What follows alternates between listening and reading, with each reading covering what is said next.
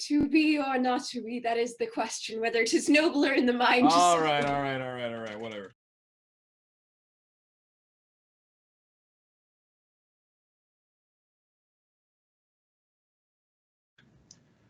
Hello and welcome, everybody. Thank you guys for coming out tonight. We are going to go ahead and get started. If you know of anyone who is hoping to join us tonight, send them the link. Let them know where to find us so that they can come and enjoy sort of this double duty performance. Tonight we are so happy to have our International Thespian Honor Society new member induction ceremony of 2022. And our third annual Night of New Plays. I'd like to personally thank all of you for taking this time on your Wednesday evening to celebrate the hard work of our soon-to-be members, those Thespian members, as well as honoring the time and energy spent by those members who will graduate in just a couple of days. While I can't see you all out there like I normally would, I'm so excited to know that we have so many current members, soon-to-be members, and possibly even some theater people just interested in what the Thespian Honor Society is and what it has to offer. Not to mention all of you families, your parents, guardians, friends, families here ready to show support, not only for our performers, but for those inducted Thespian members. Thank you guys so much for being here. One quick order of business before we get started. Because I can't give you an in-person program like I was so hoping to, I'm going to give you kind of a quick rundown of what tonight is going to be. Because this is two events in one, we expect this to be, I don't know, an hour 15, hour and a half long. And we are going to start the evening with our Night of New Plays. So for those of you guys who are my inductees and those excited to see your people be inducted, we have an awesome performance before we do that induction. That will come a little bit later in the night. But first, we're going to have a word from our Thespian Troupe Executive Council Vice President, Nayla Maple, who will join us in just a second. Then we'll enjoy that dramatic reading of some of our student scripts in our Night of New Plays. After that, a quick introduction to the Thespian Honor Society for any of you guys who don't know exactly what we are. A speech by our Thespian Troupe Executive Council President, Corey Crow. A moment to honor those graduating seniors, then the induction of new members, and then a quick closing, and then we'll be out of here, okay? So first, I want to turn it over to our Executive Council Vice President, Nayla Maple, to tell us a little bit about her experience, not only in Thespians, but at NSA, anything she wants to tell us about. Nayla, it's all yours. Hi, everyone. Like he said, my name is Nayla Maple. I am I will be a graduating senior at National School of the Arts on Monday. Woohoo! And I am this year's Troupe's Vice President. I am so incredibly proud of everyone who is performing tonight and everyone who's being inducted tonight. I remember my induction. It was something that I would never forget. Luckily, I did have mine in person. So don't feel bad at the fact that, you're being inducted over a Teams call. I promise it's still as important, and you'll still remember this as you go on in this society. Just to talk a little bit about this year, it was a long road coming. We did have a lot of mishaps with COVID going on and people being in and out of school because of their cases and things like that. But we got a lot accomplished this year, and I'm really proud of everyone who is a part of the council with me, as well as everyone else who was already inducted this year and has been coming to the meetings and things like that. Just to quickly talk about my time at NSA, it was definitely something, with half of my sophomore year being basically canceled because of COVID and spending my entire junior year like we are right now. It was definitely something that I will remember for sure. It wasn't a normal high school experience, if you can say that, but just my time during the theater conservatory and working under Mr. B has been something that I will never forget. I do plan on going to college and minoring in audio engineering, and that is all because I went to this school. That was never my plan until I came here. So I'm super proud of myself for, I I guess, finding myself and finding out what I want to do with my life. And just to congratulate everyone again. I'm very proud of all of you and the work that you guys will do in the future. To all of my underclassmen, I will miss you guys very dearly. I will try my best to come back to Nashville during my breaks and see the shows and things. But if I don't and I miss you somehow, just know that I am very, very, very proud of all of you and the work that you have all done while I've known you for this year. And that's about it. Enjoy the night, enjoy the performances, and congratulations again to the new inducted members. Thank you so much, Nayla. I really appreciate that. So as you guys can tell, we're kind of back to the old ways of doing this virtually. So instead of being able to like give a round of applause to Nayla for that and for our performers, go over to that chat box. Okay, that should be open for all of you guys, and throw your love and support over there. Any supporting words, praises, thank yous, comments, concerns, those sorts of things, throw them over there in that chat box. If you are able. If you are not able, someone let me know, and I will do my best to make it able. But please, please, please send your love and support that way, because that's really the only way that our young people are going to know tonight that you are there and that you are enjoying what they have created and all of that. So please, please take advantage of that chat box over there, and let our people know what you think about their work. And of course, once again, thank you, Nayla, for for those words. Moving on to our performances, our night of new plays. I first want to express my admiration to all of our young playwrights in the Theater 2 class. That's where we pull all of our scripts. Those are our sophomores. Writing a script is an incredibly vulnerable act, and these students have worked so hard to craft believable, emotional stories that may express some of their deepest fears and some of their fondest memories. To all of my playwrights, whether your story is on display tonight or not, keep writing and keep telling your stories. Your writings become the next generation of award-winning plays. They really do. The Lin-Manuel Mirandas, they are you guys in 10, 15, 20 years. They really are. And for you guys to be as, honing your craft as much as you are right now, that's something that you guys can be those writers of the future, telling the stories that you want to tell. Keep that up, please. We've got 6 stories for you tonight, 6 plays. Each story is an original work, and what you're about to see is called a staged table read. That's kind of what the industry calls it. It's easy to think that most plays, TV shows, films, they're written by trained professional writers, but a lot of them, maybe even most of what you watch, is a brand new idea by a single playwright or a small team of playwrights. And after penning that final draft, most of those playwrights put their work in front of as many people as possible to get feedback, to make it even better, to make it even sharper. A staged table read is a common way to do that. Without the need for costumes or props, blocking or set pieces, these scripts are performed like a radio play, so that you, the audience, can take in the story in its most raw form.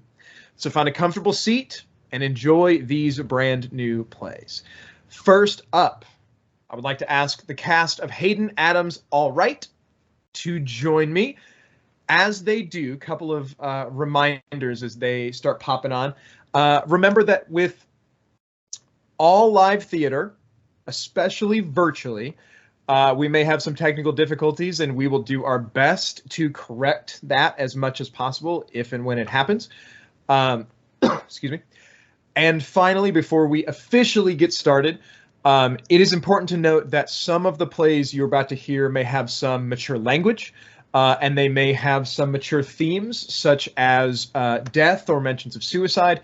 These stories were straight from their brains, and there was one of the things that I try to make sure is that they don't ever have to censor their ideas and their thoughts, because that's where the real art lies. And so for tonight, some of the things that you're going to see, some of the things that you're going to hear may be a little bit tough to hear, but I want you to know that these students have put in their all, and they have really done the best that they can to provide this for you. So without further ado, let me introduce to you Hayden Adams' play, All Right. All Right by Hayden Lashley Adams. Exterior, street, 11:37 p.m., August 14th, 1953. The camera is focused on a dimly lit street. On it is a building with a sign that says 34th Street Flower Shop over the door. We see a figure of a young man, William, stroll out from under the other side of the building and stand under the sign. He checks his watch. Camera scans over the dim, empty street, then back to William. The figure of the young woman, Helen, runs up to him from the other side of the street. I'm so sorry I'm late. My mom almost caught me. The young man looks up and smiles. That's all right. I'm just glad you made it here all right. Are you ready to go? Helen grabs William's hand. Absolutely. The camera follows them as they walk down the street, hand in hand. What made your mother suspicious? The camera zooms in to a close-up of their faces. I don't know. Maybe I was a bit more happy than usual. I've been looking forward to this for a while now. I assumed she just saw my change in attitude and started watching me more closely throughout the day. It was a very close call, though. What do you mean? Well, she almost caught me sneaking out the window. The window? Yes, well, it's the only way for me to get out of the house without being noticed. You see, our door makes a very loud noise whenever we open it. My mother heard that I was awake, I suppose, and she came into my room to see me standing by the window. I told her I was just looking outside because I couldn't sleep. She went back to bed after that. I'm surprised she believed you. So am I. The camera pans over to a building that says library on the sign. Helen and William are seen looking at it. Ah, we're here. William helps Helen up the steps, and they walk through the doors. Interior, library, 11:51 p.m., August 14th, 1953. We can barely see Helen and William through the darkness of the unlit library. Maybe we shouldn't have picked a dark building for our date. Should we leave? What? No! That's what makes this so fun. There's mystery behind every bookshelf, and we never know what we're going to find. It's a library. I don't think we're going to find much besides books here. You worry too much. Helen lets go of William's hands. She starts running further into the building. Helen, please. It could be dangerous. Helen is out of sight now, but we still hear her call back. You said yourself it's just books. William sighs and runs after her. Interior, children's book room in the library, 11:53 p.m., August 14th, 1953. Helen is holding a book, trying to read the title of it in the darkness. William is standing behind her, out of breath. They are surrounded by tall bookshelves filled with children's books. It has an eerie feel to it. You run a lot faster than I thought you would. I can't tell if that was an insult or a compliment. They stand there for a few moments. Helen's still trying to read the book.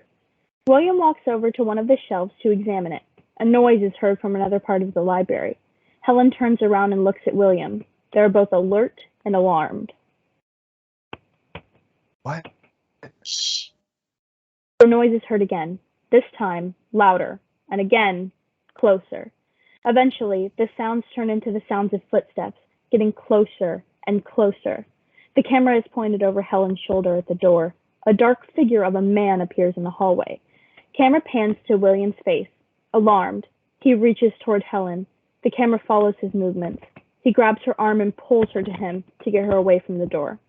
Interior, children's book room in the library, 11:57 p.m., August 14th, 1953. The camera shows a wide shot of William holding Helen and the figure in the doorway. The figure runs towards them and pulls William away from Helen, the force sending William into one of the bookshelves. The camera jumps to the figure as he runs towards Helen. A knife in his hand catches the light from the moon in the window. The camera follows him. Helen runs away from him as he chases her. She screams. The camera jumps back to William as he stands up and runs towards Helen.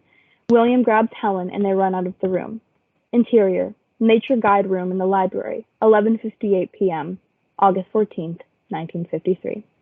Helen and William are seen sitting on the floor, hiding behind a bookshelf. They are both shaking. Helen starts breathing heavily. William puts his hand over Helen's mouth to muffle the sounds of her breathing. Are you all right? Helen shakes her head, tears in her eyes. William hugs her. We hear the footsteps again, getting closer. He's in this room. What do we do? I'm going to count to 3. Then we run. Helen nods. 1. The footsteps get closer. Helen and William sit up a bit, tense. 2. We see the toe of the man's boot appear beside them from the other side of the bookshelf. The camera focuses on William's hands as he grabs a book and slides it to Helen, then grabs another for himself. She looks at him, understanding. 3. They both stand and throw the books at the figure just as he comes around the corner of the shelf. Then they bolt out of the room. The camera follows them. The figure stumbles out of the room behind them and chases them. Interior, History and Mythology Room and Library, 11:59 p.m., August 14th, 1953. William and Helen enter the room, the figure right behind them. William turns and rushes towards the figure and grabs him by the collar of his shirt. The knife is thrown out of his hand. What's the matter with William holds the figure by the shirt and shakes him. The figure starts laughing. William shoves him away. The figure falls to the floor. Then the figure stands up and runs back towards William. The camera stays on his face. His hands are held up as if he is about to grab William's neck, but right before he can, Helen appears in front of him. Interior, History and Mythology Room and Library, 12:01 a.m., August 15th, 1953. The camera is focused over the figure's shoulder on Helen standing in front of William, protectively. We can only see her from the chest up. We see her move towards slightly the figure, tenses up. William's face looks shocked. The figure falls to the ground and reveals the bloody knife in Helen's hand. She looks terrified. Oh no. Exterior, street, 12:04 a.m., August 15th, 1953. Helen is seen running down the street. William is following her. Helen? Helen? Helen stumbles and falls to the ground. She is shaking and crying. William catches up to her and kneels beside her. He puts his arm around her shoulders.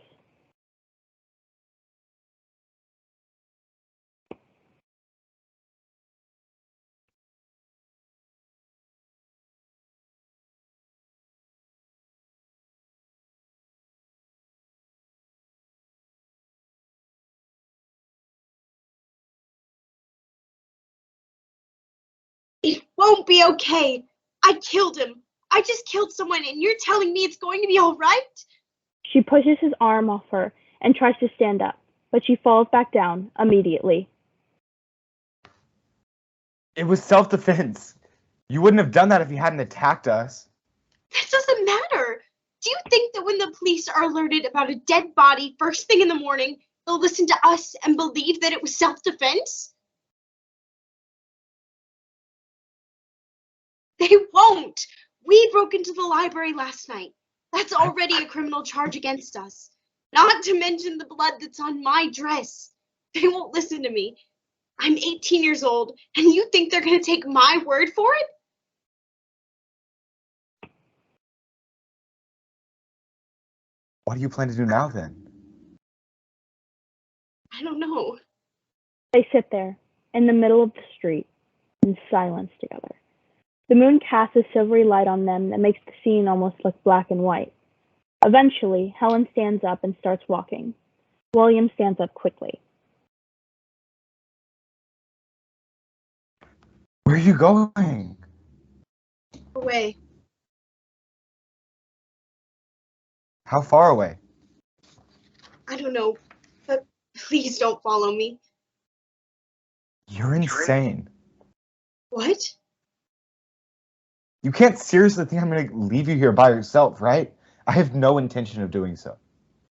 William walks up to Helen and stands in front of her. I just killed a man, and you seriously want to stay with me?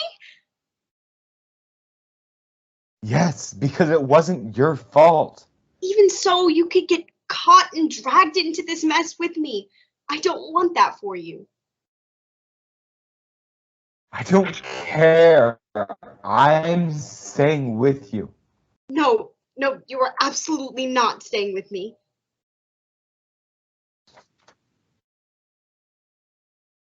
Yes, I am. I'm not leaving you, especially not in this state. I don't want you to do something you'll regret. I've already done something I regret. Really?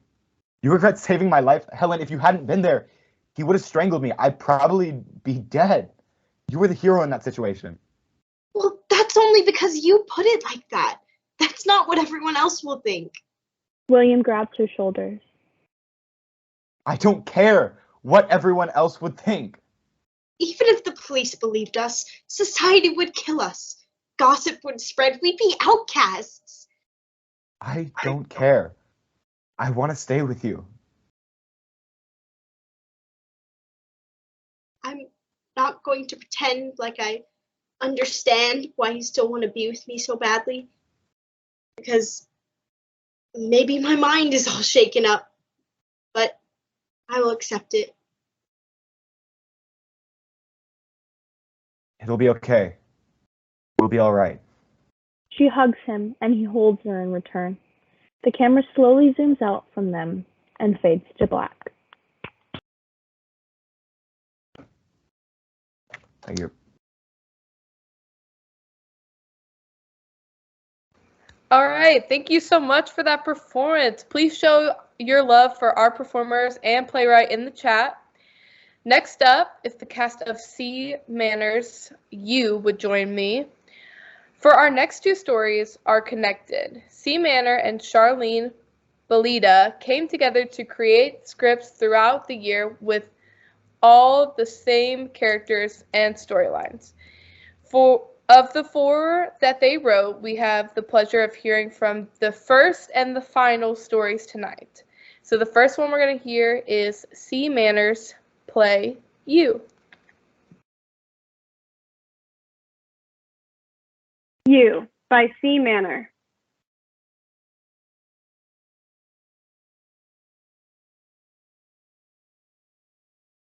It was the same. Wake up, take a shower, brush my teeth, get dressed, do my hair, go to school. Sound appears on stage out of seemingly nowhere. A spotlight falls on her. I was lost. That's what I'd call it, at least. Days running together into months. I remember thinking to myself, where did my time go? Where did my excitement go? Why does it feel like I'm living in a rerun of the same show, the same scene? How? From off stage, coming on stage. Fallon, time for school. Coming. Dawn walks to meet her dad and little brother. They walk off. Dawn comes back on stage alone. A bell noise sounds. Voiceover, while set is changing to something more school-like. Yes, although I did feel like that, I knew I shouldn't have been that worried because Ophelia enters. I have you, Ophelia. We see Ophelia and Fallon sit next to each other in seats facing the house. Other students fill the class. Fallon is staring at her. It was the day I realized your chestnut-colored eyes dance as they watch the room, the little mole on your cheek that you try to hide with your concealer, and your smile. Ophelia laughs silently at someone's joke. Oh my God, your smile. Are you? Ophelia catches Fallon staring. There is an awkward moment. They look back up at each other simultaneously. Fallon, right? Voiceover. Oh my God, are they talking to me? End of voiceover. Yeah. Well, the teachers think I'm smart or whatever, and they wanted me to talk to you about possibly helping tutor some days. I got nothing going on, so I'm free whenever you need. What do you think? I'd love to soon, yeah, because I really need it, but I have to help my brother and dad a lot at home, so I don't know when I'd be able to. Well, that's fine. Would you like my number so you can tell me when you know? Yeah, thank you. Of course. Ophelia flashes a smile. Voiceover. The sound from the beginning plays again. I can't believe they spoke to me. They knew my name. They are so... Sound stops. A spotlight falls on her again. Everything I've been looking for.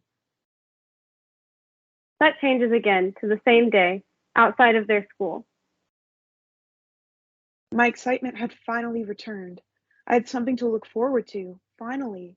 Spending my days after school with you, my light, until it was ripped away. We see Ophelia and Christian enter, laughing and being flirty. From him, Christian John Ryder, a total douche since middle school.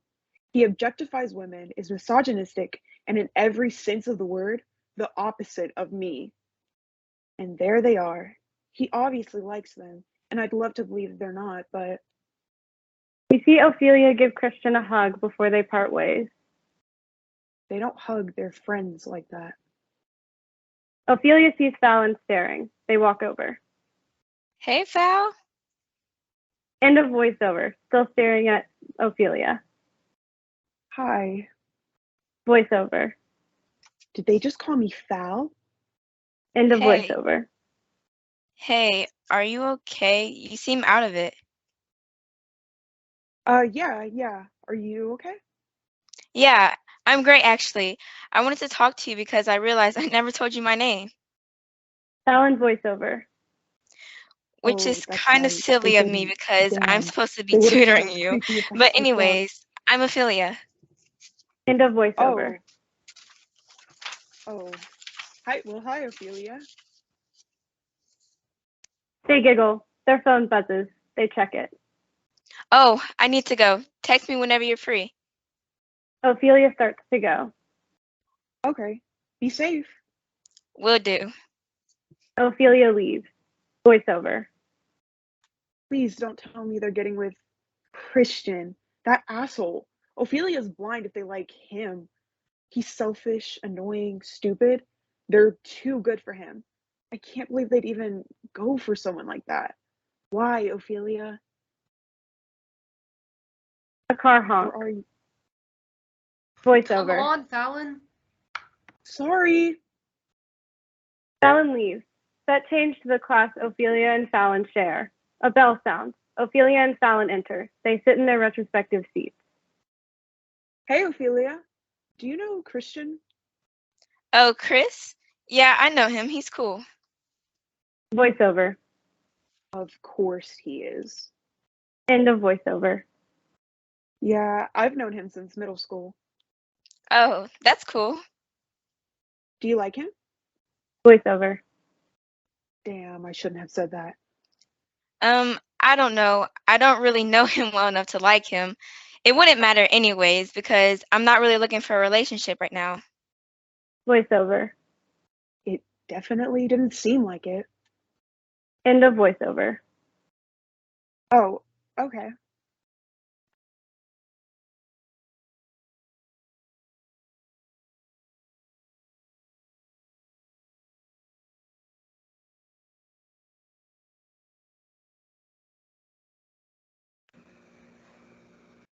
All right, so with that being the end of the first one, we are going to move on to the end of this story, which is written by Charlene Belita, and the last part of the story is called Found. As the final chapter of this saga, you'll be seeing the same characters played by the same actors, but we see them come to a conclusion of this story together. So here is Charlene to play Found. Found by Charlene Belita. Found's dad is driving her back home from work, him in the driver's seat and her in the passenger seat. Music can be heard playing softly on the radio. Over the shoulder shot of Fallon. She pulls down the sun visor, exposing the mirror inside. She begins to stare at her own reflection, the camera only able to see the blank stare of her own eyes looking back at her. A quiet sense sound is heard, building suspense to Fallon's stare. The sense becomes louder the longer she stares at herself. Fallon's dad glances and notices Fallon just staring at herself. Cuts it over the shoulder shot of Fallon's dad driving.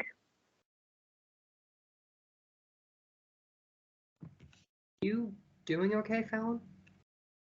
The sense stops and turns into a loud ambulance going in the opposite direction of the car. Cut back to Fallon. She jumps a bit, startled from her father's voice and the sirens.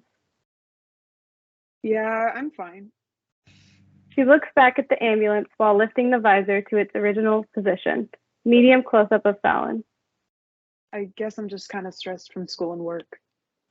She pulls out her phone as if trying to escape the conversation. Voiceover.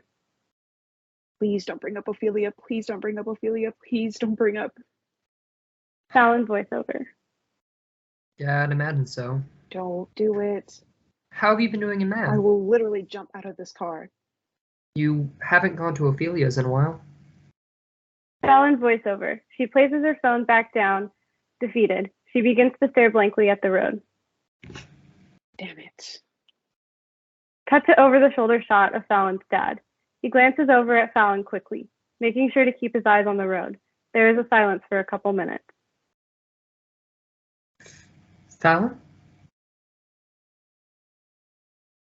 Ophelia has just been busy with her job and family stuff. Full shot of the car pulling into the driveway. The car stops in front of the garage. Medium close-up shot on Fallon's dad. He clicks the remote to open the garage door. The car pulls into the garage. That's a shame. I really hope they get out of that situation with their dad. Me too. They both gather their things and begin to get out of the car, leaving the garage door open. Full shot of the back of the car as they go to the house. Medium shot of the house door as Fallon and her father enters the kitchen. Tracking shot of Fallon's dad putting his keys on a side table and then leaving the kitchen. He crosses Fallon's little brother Liam, age 9. As Liam enters, the tracking shot focuses on him and follows him as he sort of skips to Fallon with an envelope in his hand. Fallon, I have a love letter for you. He sits down in a chair on the island and turns it towards Fallon. The camera pans to Fallon. The tracking shot focuses on Fallon as she walks to the pantry and grabs a bag of cat food and begins walking towards a small bowl on the floor and pours the cat food. Weirdo, why are you writing love letters to your sister? She stands and walks back to the pantry, putting the food back. The shot follows Fallon as she walks up to her brother, medium close-up on Liam. The shot cut back and forth between the two as they speak. It's not from me. Then who's it from? It's from Ophelia. You let Ophelia into the house? But they... Was it just Ophelia? It was just Ophelia. They said it was important, and they told me they wanted you to read this as soon as you got home. He holds the envelope up to give to Fallon. We hear Fallon sigh in relief. Cut to over-the-shoulder shot on Fallon. She hesitantly takes the envelope. You do know that Ophelia is still anybody, right?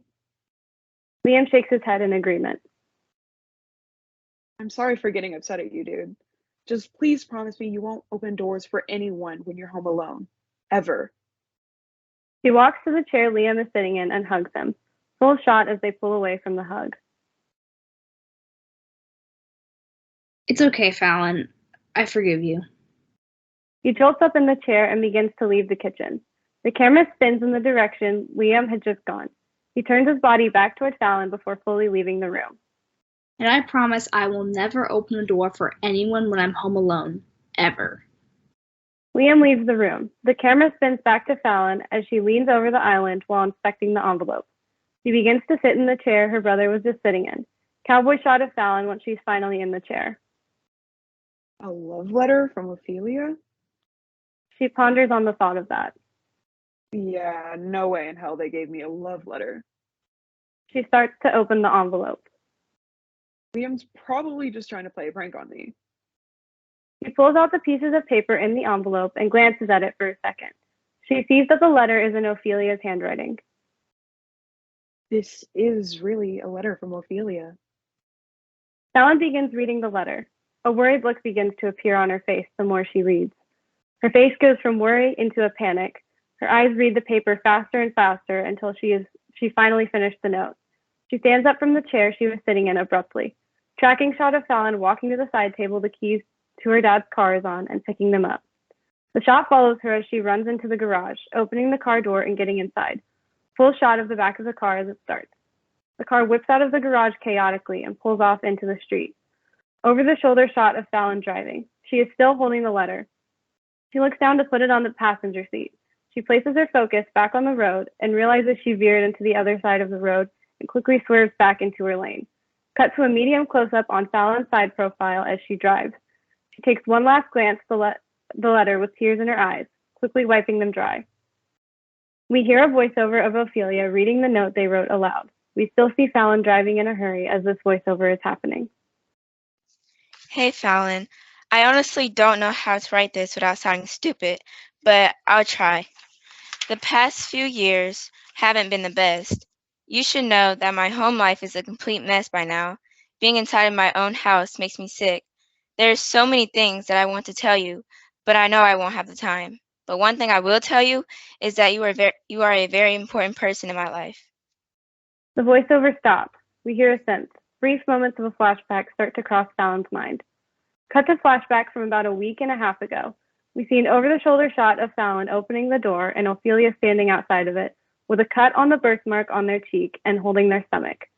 We see an over-the-shoulder shot of Fallon back in the car, glancing at the rearview mirror and then back at the road. You were one of the first people in a long time to show genuine care and love for me. Another flash of the memory. Close-up of Fallon's pained face. Close-up of Ophelia's pleading one. Medium shot of Fallon rubbing her forehead in frustration, letting them in the door. We see another over-the-shoulder shot of Fallon back in the car. The camera jumps to her foot, slamming on the gas, then shows her face, tensed and determined with tears in her eyes. You showed me a love that no one had before. Another flash of the memory. Over-the-shoulder close-up shot of Fallon cleaning their cut. We see Ophelia's tears. Jump back to the car. Close-up of Fallon's hands gripping the steering wheel. You were tender and kind-hearted. Another medium shot of the memory. Fallon looks up into Ophelia's eyes. They both begin to lean in.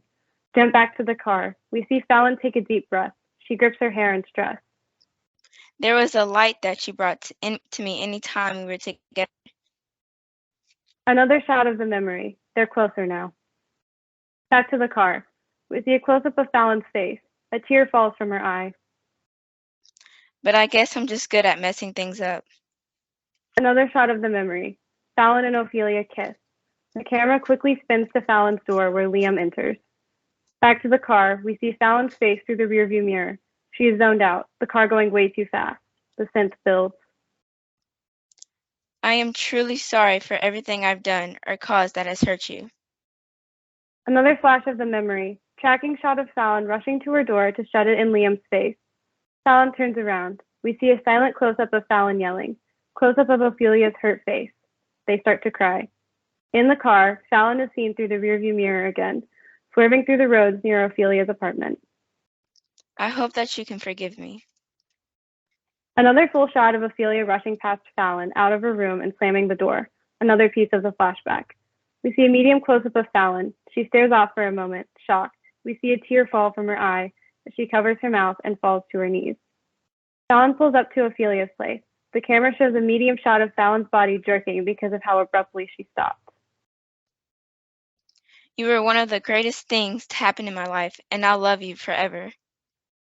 She opens the car door. The camera shows an over-the-shoulder shot of the same ambulance that passes Fallon and her father earlier, and Ophelia's dad talking to an EMT beside it.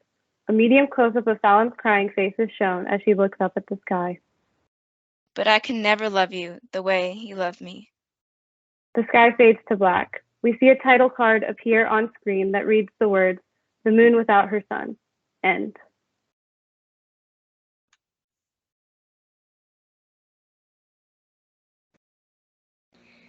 Thank you, C and Charlene, and all of our performers. What an incredible job they did. Please give them some love and appreciation in the chat, please.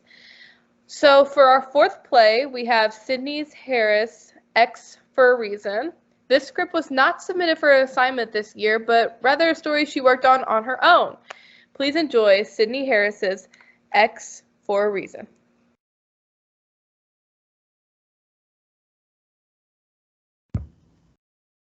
X for a Reason by Sydney Harris. Erica busts through April's door, making April, who is peacefully resting in her bed, almost fall off the bed and drop her phone. Oh my gosh. Ah. Jesus, I thought we had more time. I thought I had more time. This is not how I expected. Erica. What? What's wrong? Erica goes over and closes the door, she carefully and slowly walks over to April, who is sitting on the bed worried. Okay, when I tell you this, you can't get upset, cry, react at all, okay? Now it's about Mason, and I know you don't want to talk about him, but this could be a good thing, you know? What could be a good thing? Huh? You said it would be a good thing. What would be a good thing? Oh, he's coming to our school. But it's fine, he's not gonna be living on campus. He has his own car, and most of his classes are night classes anyways. He'll be here in about a week, so you'll have more time to prepare yourself. It's like he's not even there. But he is there. Geez, last time I saw Mason was when he lied to me about talking to that big-boobed senior. It's been 3 years since then, and it's still not long enough. Not to sound mean, but I really don't want to see him again. Meeting him once was enough damage. But he's changed. He's much more respectful. He washes his hands after using the bathroom. He stops for kids crossing the street, and he says please and thank you. Those are things you're supposed to do, Erica. I know, I'm just saying. Why are you defending him? He's different. You're my best friend, and if I recall correctly, it was you who went to his house to help salvage the relationship after he admitted to kissing other girls while we were together. If I wasn't smart, I'd say you were into him. And since when do you have time to get to know Mason like that? I don't. I just thought you like a heads up. Yeah, thanks. I guess. I don't know. Okay, I should probably head back to my dorm. Curfew. Yeah, okay. Erica leaves quickly, checking her phone on the way out, leaving April to stand all alone in her bedroom. She watches as the door closes, lights fade. April makes eye contact with Mason, who gives her a warm smile. Hey, wait. What? Damn, what's up? I haven't seen you since... Anyways, how long's it been? 3 years? Yeah, for a Oh, reason. God, time flies. How you've aged. Excuse me? Just saying you look good, that's all. Real good. You look even better up closely. I missed you. He tries to kiss her. April pulls away and pushes him. What do you think you're doing? Oh, so it's like that. Yes. Come on, don't be like that. You're not even a little happy to see me? No. Okay, I get it. I haven't been the best guy Or person. but I want to move forward with you. Let's not make things more complicated than it should be. April is still skeptical. Yeah, whatever. I'll come to the next seminar. I'll take that, but hey, at least let me drive you home. April glares at Mason hesitantly. Sorry, Mason. Mason drops his head as April walks in the opposite direction off stage. Mason calls out to her. You know, we should really talk. With his head still lowered, Mason walks back into the class and sits down. Lights fade. I mean, honestly, who does that? After years of growing up and growing apart, that's your first instinct to make a move on me? April is still kind of happy in a way. While she's saying this, a smile starts to creep across her face. Erica is livid the entire time. April describes what happened. What do you mean by he pulled you in? Did he pull you or did he pull you in? What's the difference? Erica face palms. April walks away, mutters something under her breath. Why does it matter? It's not like he tried to kiss me or anything. But you may be right. It seems like he's changed. What did you say? Kiss? When was this? Did you just say he tried to kiss you? April turns back, beaming with joy. Right? I mean, you know what they say? It's true love when you let them go and they come back, right? Right? For the first time, I commit that you were right, Erica. Mason has changed. You know, he offered to give me a ride home, too. Isn't that great? I mean, he's great. I mean, he wasn't great, but I mean, now he is. Slow down, April. Are we talking about the same guy, right? Mason Foreigner, the guy who now washes his hands thanks to me? Is the same guy who lied to you, manipulated you, cheated on you, and took advantage of you. You can't possibly be thinking about going back now. You've come so far. Why throw it all away for some guy like Mason? I mean, I guess you're right. I mean, I wasn't even allowed to have guy friends. Exactly. He barely wanted me around you. See what I'm Wait, what? Yeah, he said that the things you wore and said and did shed a bad light on you. That's all. He did? Yeah. Beat. Erica tries to come up with an excuse to leave. Hey, April, I gotta get going, with curfew and all. But it's 9:47. I know. I just kind of gotta go. Gotta go what? Vote. Vote? Vote. During December? Yeah, it's for a Democratic Republic Libertarian Society for the... Erica's phone rings. It's Mason. Okay, well, I gotta take this. I'll talk to you tomorrow, though, okay? Okay. Erica gets up from April's bed and leaves. April waves by the door. Before the door closes shut. Before Erica can realize, lights fade. Hey, what are you doing? When did everything I say, do, or wear bother you so much? Most importantly, why would you tell April and not me? What are you talking about? I just talked to April, and according to her, you said that my very existence bothers you, basically? Babe, would I really say something like that about you? Especially to April? I mean, the poor girl can't even put two and two together. Hell, what does she know? I doubt it. She's oblivious, but never call me out of the blue like that. I think she saw your name pop up when you called. You know she's always been so gullible. Yeah, she can't be. Hold up, we're not talking about April. We're talking about you calling me a bad influence. I didn't say you were a bad influence. I said it sheds a bad light on you. So you said it. Hey, don't be fooled by April Cosby. Yeah, but then she said you pulled her in and tried to kiss her. What's that about? I thought that was over. It is. It was a simple hug, nothing more. Well, let's face it, April is a mess. I know I'm not the only one who sees it. Please, you say that like she's a damsel in distress that needs to be saved. Well, if the shoe fits. Oh my god, you're terrible. But you can't keep dodging my questions, though. I can do a damn good job, though. Mason. What we should talk about is how you're going to tell April. Me? Yeah, you, but hey, I gotta go to the seminar, but I'll see you at home. You have until today. Love you. Wait, no. Bye. Mason hangs up the phone in Erica's face. On stage, April finishes getting ready and leaves off stage. Lights fade. Mason impatiently waits for April to walk through the door. It's clear he has something to say to her. Finally, April comes through the door. Mason walks up to her. We need to talk. Mason grabs April by the arm, but right as he begins to leave, Mr. Lupus calls out to them. So glad the two of you could be joining us. Now, please have a seat now. Today we'll be reading a student script from another class. Since you two want to talk to each other and have a moment, you can do it for a grade. Get up. Today we will be reading the script. Oh my, is this happening again? No? Okay. Today we will be reading a script from another one of my classes, from another one of my students called Silver Lining. April, Mason, you have the floor. Whenever you're ready. You know there isn't anything I wouldn't do for you, right? Yes, I know, but you never show it. Like, you're shy to be around me. I am. You make me feel these emotions I've never felt. It's surreal. You know I love you. Then show me. You've never shown me. Mason tries to kiss April. Unbeknownst to April, that was what was supposed to happen in the script. She pulls away. Hell are you doing? I'm sorry, I can't do this. April walks out of the classroom. Hey. Mason chases after her. He finds April emotional in the hall. Hey, are you? What are you doing? What do you mean? What are you doing here? Why are you here? Why? I left that town, that state, that school. I left you after you left me numerous times. What are you doing back here in my life? Just leave. April, come on, doll.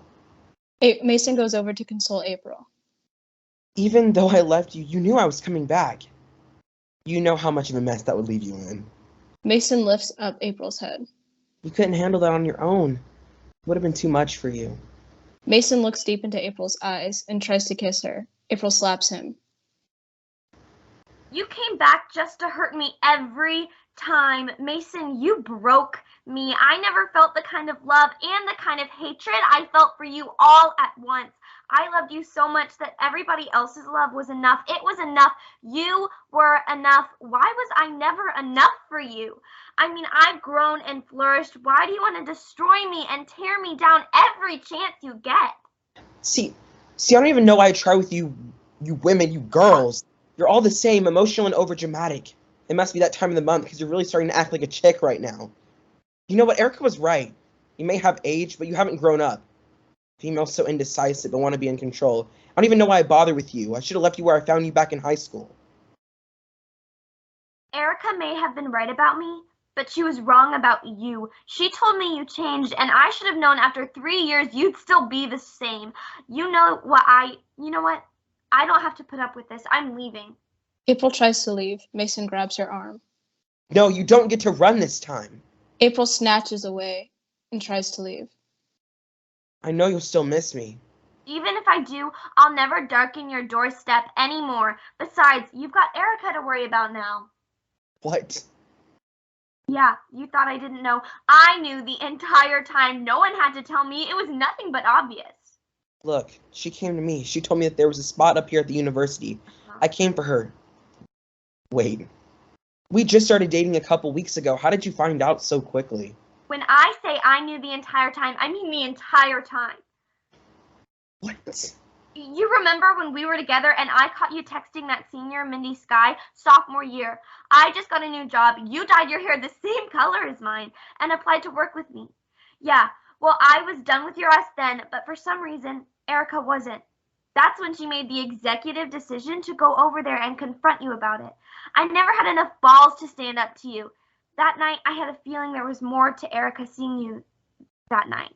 So I followed her. Once you two were done with each other, it was 3 in the morning, and by that time, I got done crying. I went home and started to apply to colleges. Once I was accepted, I left and never looked back. I've been dependent on you, Erica, and everybody else for too long. It's time for me to stand on my own 2 feet.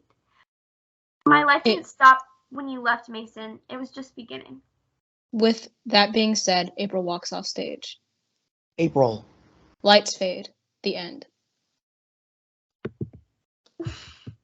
Very good, very good. If you will throw your congratulations, your praise for the scripts we've seen so far into the chat box. We have a couple more for you, so let's get into them. Next, we have Kiki Farrell's The Call. This is our shortest script at about 3 pages in length, but Kiki has packed an incredible story into such a short amount of time. Students were asked in the fall to tell a full story in just about 3 pages, challenging them to create conflict in a very small amount of time. Kiki did it perfectly in her short play, The Call. You guys, take it away.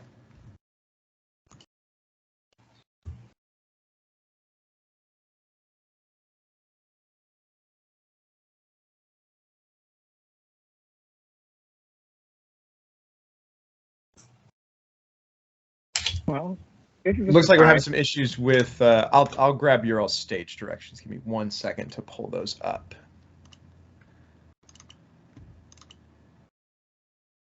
And I apologize if I have a slightly different version than you have. Give me 1 moment, everybody.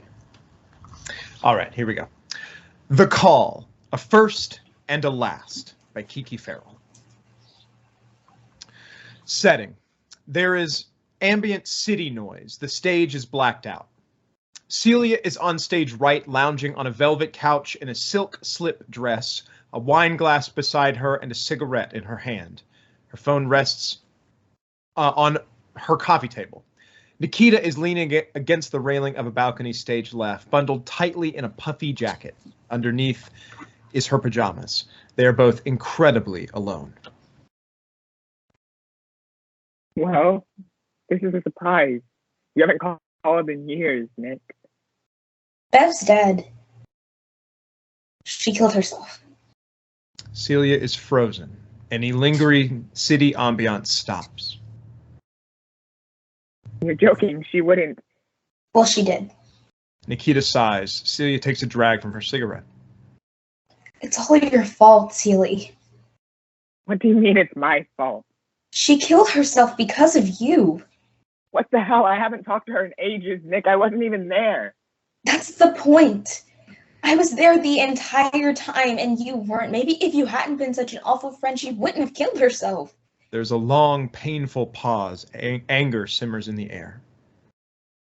Do you remember her 18th birthday? Celia nods to herself. You didn't come. It was the same night as my premiere for my first movie. Of course I didn't come. Bev understands. understood. That was the biggest night of my life. Of course it was. So was that photo shoot that you did when you stood Bev up on her baby shower. It was important. I couldn't just ask them to move the shoot for a baby shower. Besides, I promised Bev I'd make it up to her. And did you? Celia's starting to look guilty. I didn't think so. You weren't there for her after the divorce either. She needed you. She's crying now. Cigarette smoke is spooling out of her mouth. Why are you doing this, Nikita?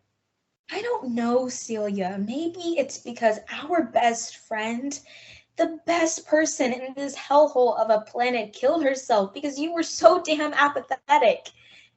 I had to watch her spiral, Celia, and I didn't know what to do, but I tried, and now I'm alone. They both are crying now, and for a long moment, that's all that's heard. Nikita gathers herself. The funeral, it's next week. Make sure you come. Of course, I'll be there. I promise. You better be. There's a long, heavy silence before blackout. Very good, guys. Thank you. Throw any comments, any praise you have into the chat box there for Kiki Farrell's script.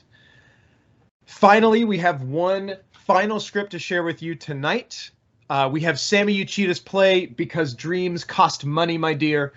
Our final script assignment of the year, the one that we just finished just a few weeks ago, could either be a stage play or a screenplay. And Sammy's screenplay had to be written in a completely new format that allowed for a freedom not available for most stage plays.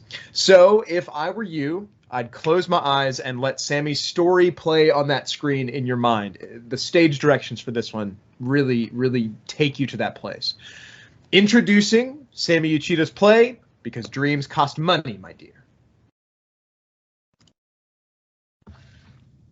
Exterior, New York City, 7:15 p.m. Bustling New York City. The camera slowly pans to a neighborhood in NYC.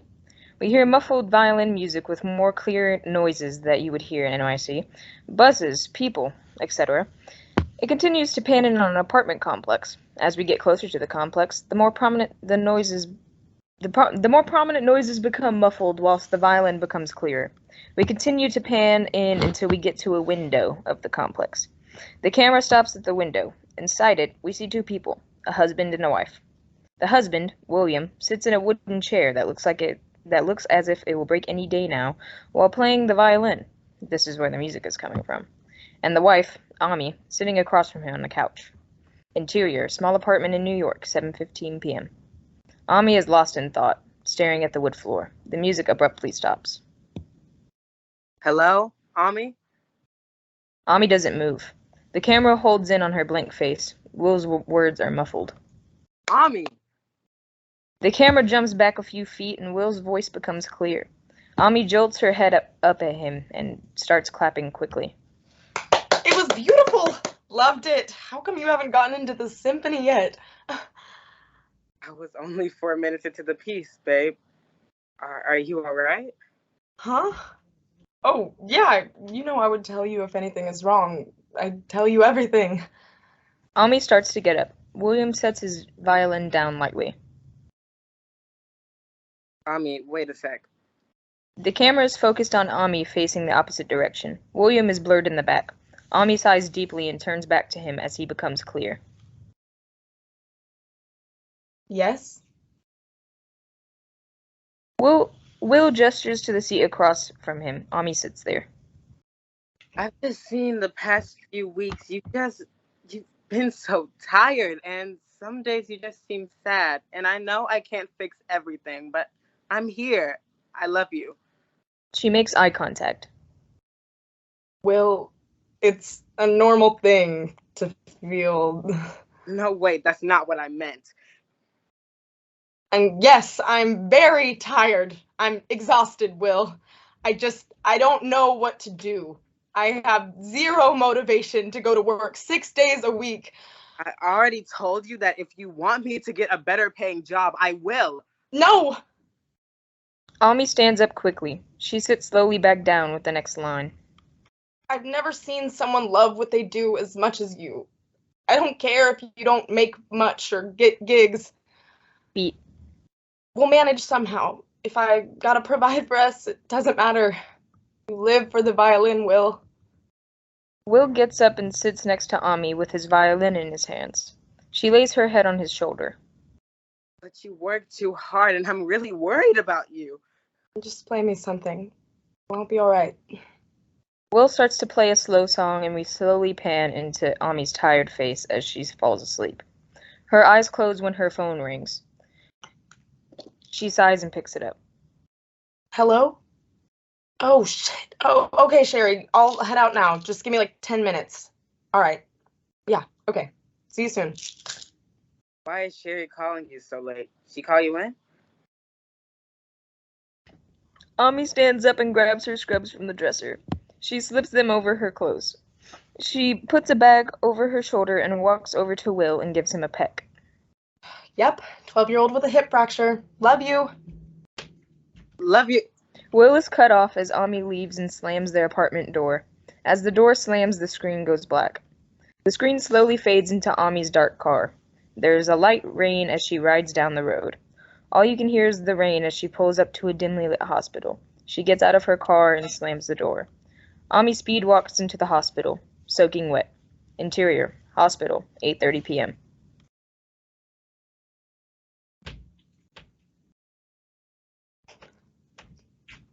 Oh. Sherry hands Ami a little towel to try and help. Ami snatches the towel out of her hand. I got it. I need to get to the ER anyway. Hon, is something wrong? You're never like this. Are you and Will okay? Ami starts to walk away towards the emergency room. We're fine. Let's talk later about it, okay? Ami turns to Sherry and underhand tosses her phone to her. Sherry barely catches it. Will's gonna call me. Tell him I'm busy. Ami walks into the emergency room and the camera circles to the back of her head. When it makes its way back to the front, Ami is in her mask and surgical attire. The heart monitor beeps are in sync with a text tone ding. After the first heart monitor beep, it jump cuts to Ami's phone laying on a counter with 10 missed calls and text from William. The phone rings. Cut to William on the other end trying to call Ami. Interior, NYC apartment, 8:57 p.m. Will sighs. Come on, please, Ami. The phone stops ringing. Someone has answered. Oh, thank God. Ami, I got... Hon, before you say anything you don't want me to hear, hold your tongue. Sherry, you not put her on for like 3 minutes, please. She wanted me to tell you she's busy. Sorry, darling. Anyway. Will hangs up the phone and sets it on his nightstand. He turns off his lamp and lays down. 9:30. Ami walks in the front door and hangs her purse up. She runs to the bedroom and jumps onto the bed. Will's droopy eyes open barely. Huh? You're home early. I thought you'd be back at 10. Yes, but I was told that you needed to talk. Apparently so bad that you begged for 3 minutes to talk to me. Ami laughs, but Will stays silent.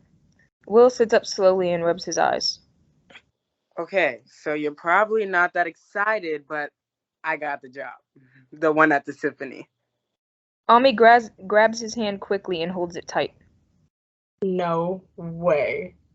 No way. No way. No way, Will. That's so exciting. I'm so happy for you. They kiss. When's the performance? That's the catch. Thursday night. Oh my. That's like really soon, Will. It's what, Monday? Tuesday. Are you okay, hun? I know we fought earlier about health and then finance, and this gig won't help with money, and... Ami puts her hand on his shoulder. I'm okay. And who cares about the money, dude? This is your shot. I'm happy if you're happy.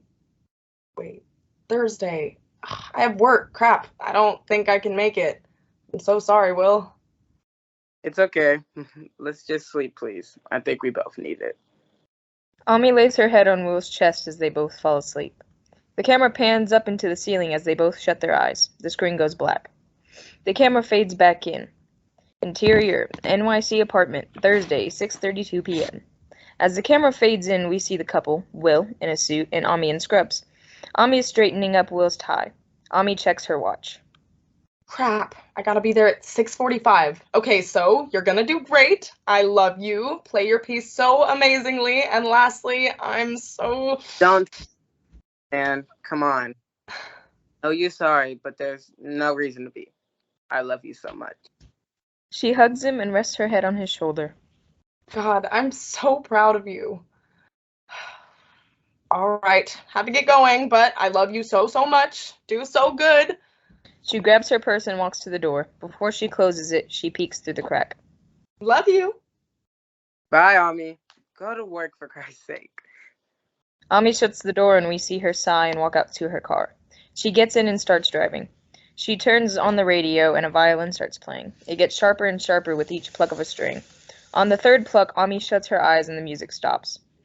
We only hear her take a deep breath. When she opens her eyes, she is in the emergency room operating on a patient. Interior, NYC Hospital, Thursday, 7:45 p.m. Once again, the heart monitor is lining up with the text buzzes of Ami's phone. This time with 17 missed calls and 19 missed texts from her family and friends. She checks her phone. Y'all, I gotta take this. I'll be right back. Ami calls her mom back. Mom, what is going on? Why did you call me like a trillion times? Check the news. Now. Please. Mom, I'm in a surgery. Mommy, check the news. Ami grabs the remote in the break room she's in and turns on the local news station. She freezes. It's a broadcast that the James Symphony has caught fire. Big words appear all over the screen with huge live banner in the top left. She watches the building fall apart and crumble, covered in flames. Every sound in the room floods together. The heart monitor, voices, the news reporter, and her heavy breaths. Everything is loud, and Ami is stunned. She hangs up her phone and attempts to call Will. No answer. She calls again. No answer. Ami runs out to her car and gets in, and is moving as fast as possible. Oh, crap. Will, pick up the phone. Whenever Will doesn't answer, she calls again. No answer. Please, this is my fault. Please, pick up the phone. I need to know if you're alive. The heart monitor beeps are getting faster with every word. If I just told you to work somewhere else, Will, please. Ami is so close to giving up. She's crying so hard she forgot that she's driving. The radio is on and you can hear a list of names being called. Reported dead. Catherine Schumer, Lilith Cantrotz, William Fuller. Ami turned off the radio. Her face is numb but covered in tears. Her brown puffy eyes were red all over and bloodshot. The heart monitor beeps were slowing down. In the distance she sees a bright light, so she slows down. She assumes the bright light is the fire of the symphony, but she does not know they are headlights. The car with the headlights turtle towards her and hit her straight on. The heart monitor line goes dead, and the screen goes black with the death of Ami. The end. What a way to end it. Good, guys. Very good. Thank you. If you enjoyed that, and if you enjoyed all of our performers tonight, I hope that you will throw some encouragement into the chat. Remember, this is all from them. This is their work and their creativity, put to the page and then finally performed. So I want to thank you guys for being here and being a part of that. And this concludes our third annual Night of New Plays. Thank you guys for being here for this. We're going to shift gears now into a celebration of our newest inducted members and things like that. Now, as we move into the induction ceremony, it's important to understand that for us, our main stage shows, the musical, the fall play, those are produced by the Theater Conservatory. everything else, including what you've been here seeing tonight, it's all done by our Thespian Honor Society. The talent show just a few weeks ago, the Theater for Young Audiences show that our seniors did earlier this year, all of those smaller performances are produced by our Thespian Honor Society. So for those guys who might not know much about what the International Thespian Honor Society is, let me give you a quick rundown before we hear a word from Corey, our president this year, and then we will celebrate our seniors and induct our newest members. So the International Thespian Honor Society is a collective of artists from around the world who share two specific goals: the further development of young theater artists in our schools and increased community outreach and involvement. Through provided resources, conferences, college auditions, community outreach programs, the Educational Theater Association, the parent company that does all of this, gives students from the U.S. and abroad the opportunity to grow in their art and their service to the communities that built them. Our troupe, number 7006, is one of several troupes located in the Middle Tennessee area. We are one of the younger troupes in that group, having only been operating for the last 14 years. Within that time, our troupe has performed, directed, designed, and produced works both at NSA as well as regional educational theater competitions. And we've also worked alongside organizations such as Second Harvest Food Bank of Middle Tennessee and Gideon's Army to provide community service and disaster relief. In doing this, our students not only grew as artists, but also demonstrated their love for the city many of them have lived in their entire lives. So with that said, I want to turn it over to our 2021-22 Executive Council President, Corey Crow, to talk a little bit about her experience in our troupe and in our theater conservatory. Corey, are you there? There you are. Yep. Hello, everyone. Like he said, I'm Corey Crow, and I am this year's Thespian Art Society president. I've been a part of Thespians for all 4 years, and it has been truly a rewarding experience. We have done so many fun fundraisers in the past, and all the things, like Mr. B said, all of the productions that are not main stage productions are all funded and, you know, a big part of what the Thespian Art Society does. So it's been so amazing to be a part of that. This is an amazing thing to do, and I'm so glad that I got to be a part of it. But overall, like, even being in the theater conservatory all of my years has been so rewarding and amazing, because not only does it teach you to be an amazing performer or technician or anything like that, but it teaches you how to be an amazing human. These kids learn social skills and all the things that they need just in life to be a good human being. And these people are good people and people that you want to surround yourself with. And that's an amazing thing that we can say about our Thespian Art Society, is that these people will help you when you need help, and they will encourage you when you need encouragement. Like you've seen in the chat, all of these kids coming and showing up for all of their friends and all of the people they don't even know. And that's something that is truly rewarding about this whole thing. I'm so excited that I got to be the president this year, and it was something I have been working towards all 4 years, and I'm so glad that they all chose me and picked me, and that's something truly amazing. These kids are incredible, and I'm so honored to meet them and talk to them and be friends. So many of them are just incredible people. My number one thing I have to say to my underclassmen who I'm leaving, unfortunately, is please, please, please take advantage of the people you meet. They can be your best friends, or they could teach you a lot.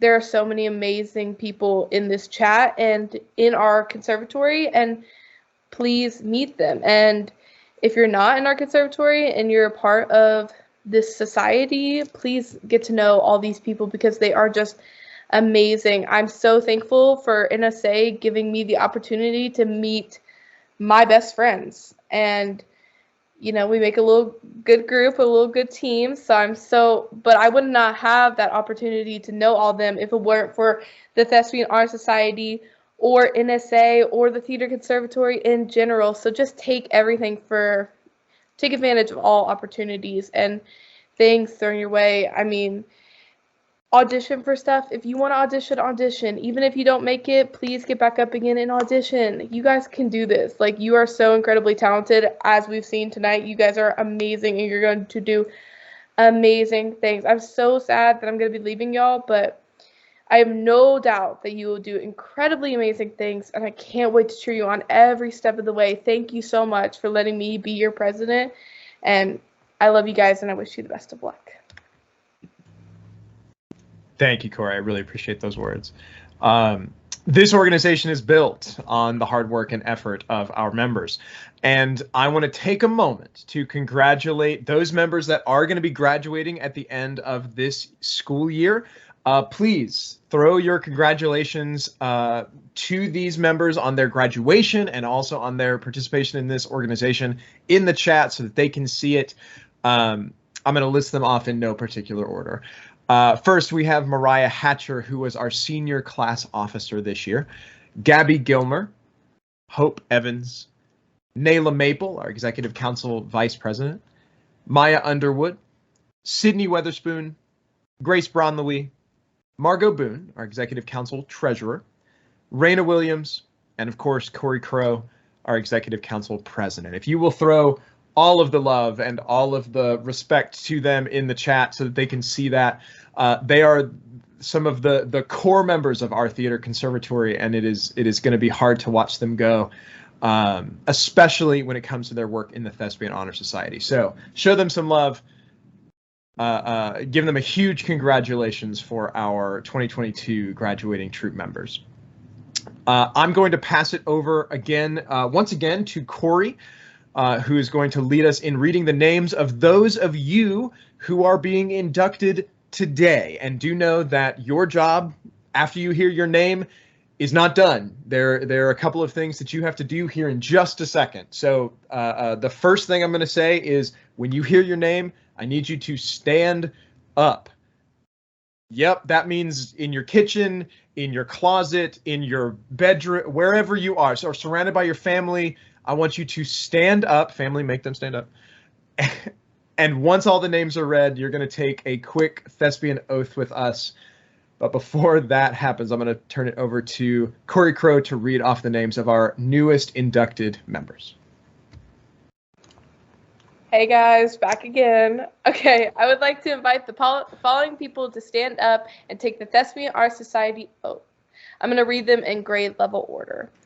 So we have Octavia Hilton, Oliver Gibson, Finn Davis, Mira Todd, Maddie Medor, ML Graves, Jack Frogue, Jalen Walker, Noah Capolino, Charlene Belida, Jasmine Sims, Madeline Husbands, Molly Bishop, Morgan Perry, Brooklyn Grigsby, Brendan Durham, and Anaya McKissick. Lovely. And man, the bravery of the couple of you guys to throw those cameras on. Thank you, Jalen and Finn, even though it seemed by accident. If you are standing right now, if you're one of the newest inducted members, I want you to repeat after me our oath. I promise to uphold the aims and ideals of the International Thespian Society. I am a student of theater, and excellence is my ideal. I promise to perform my part as best I can, to accept praise and criticism with grace, to cooperate with my fellow thespians, and work for the good of the troupe,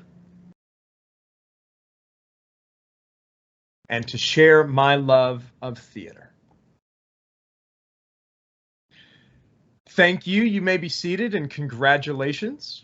And I'm going to turn it over to Corey to give you the official International Thespian Honor Society congratulations from the organization itself. From your president, congratulations and welcome to the International Thespian Honor Society. Always remember our motto, which comes from Alexander Pope's essay on man. Act well your part, there all the honor lies. Very good, thank you. Please let them see your love and support in the chat of this call for our newest Troupe 7006 Thespian members. Make sure that you show them all the love in the world. And we are coming to the very end of our induction ceremony, our night of new plays, and for us, the final theater conservatory production of the year. Thank you guys so much for joining us. Do know that for any of the members of your family or your friends that were unable to come tonight, we have recorded this. I am going to be cutting it together and throwing it up on our YouTube channel, which is where a couple of these things are hosted. If you don't know about that, join the club. There are only a few things on there, but this is one of them, this one and the one from last year as well. It is the NSA Theater Conservatory YouTube page. Go and find that, show them to that page if they were unable to come tonight. And with our final word, Corey, give it to us. You're muted, Corey. Man, we almost made it. We almost did it. Right? I'm disappointed in me too, okay? I don't want to talk about it. All right. Well, now a final word. Thank you for coming, and once again, congratulated to our graduated seniors, class of 2022, and to our newest members, and can't wait to see the great things that y'all do. Thank you for coming tonight.